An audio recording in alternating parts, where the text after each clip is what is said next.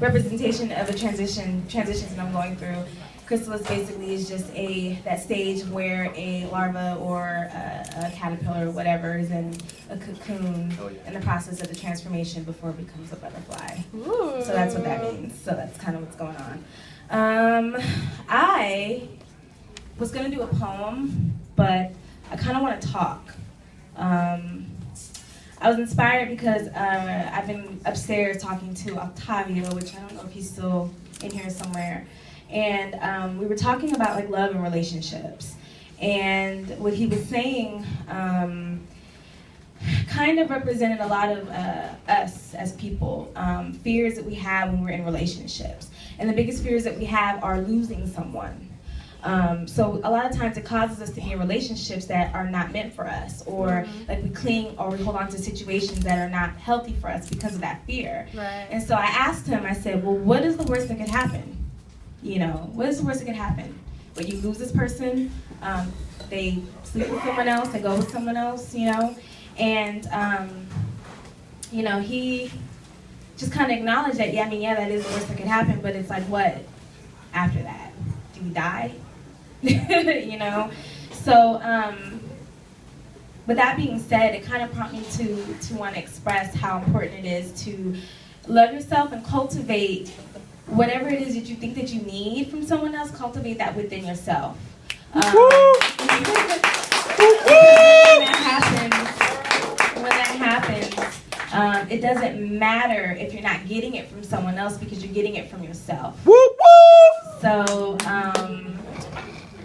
yeah, that's what I'm going to say about that. And I think I probably have enough time to do a poem. Yeah. Do a poem. I'm awkward because I've never done that whole, Tell them about Saturday. Like, preach. Tell them about Saturday. Oh, okay, yeah. So, real quick, I'm actually a real estate agent.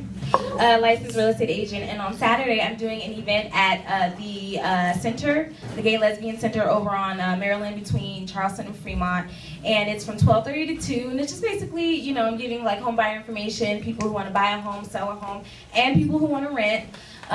So I give information just about you know, like that whole process about fixing your credit, saving, you know, budgeting, all of that.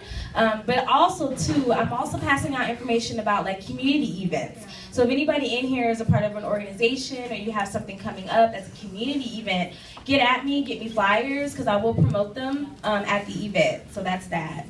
Okay? Yeah! Great! Big time, big time, right, big time. Huh? 2 minutes. Go. Her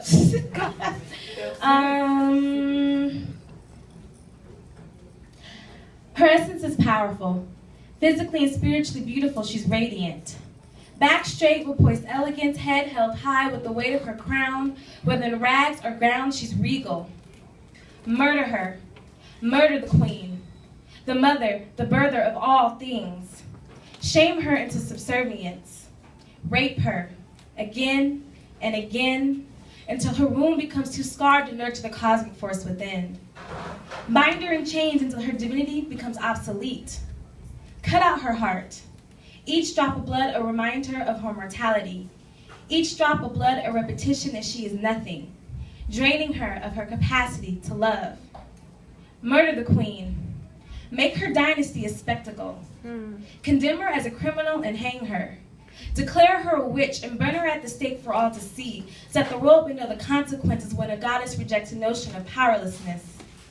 Fathers wish for sons and mothers spit self-hate in your daughter's face, so that they may never embrace the divine feminine, so that they may seek to suppress the queen within, so that they may come to hate their essence, hide their power, and engulf themselves in spiritual suicide. Murder the queen and annihilate birth, motherhood, intuition, healing, and creativity. Forsake the goddess supreme and watch her veins wither and dry as her legacy dies. For she is Anne Boleyn's adultery, Cleopatra's asp in the ashes of Queen Men lying forgotten in the coral pavilion. She is the Queen's prayer of Lili Uokalani, Molly Brandt's obscurity, and Lozen of the Apache held in captivity. She is the sacred gem in Queen Kitami, the first Amazons of Libya. She is the tears of Nisus swelling the Nile. She is Ya Asantua's exile, Queen Yabini's Rastas, and the storms brought forth by the rain queen of the love dew. See, the queen cannot die. She can be beaten, bruised, and tortured, but she is eternal. We are eternal. Our immortality blessed in calligraphy across heaven's clouds, we are queens wrapped in sacred shrouds and buried. But it's time to face our graves and resurrect our legacy, reclaim our divinity. Long live the Queen.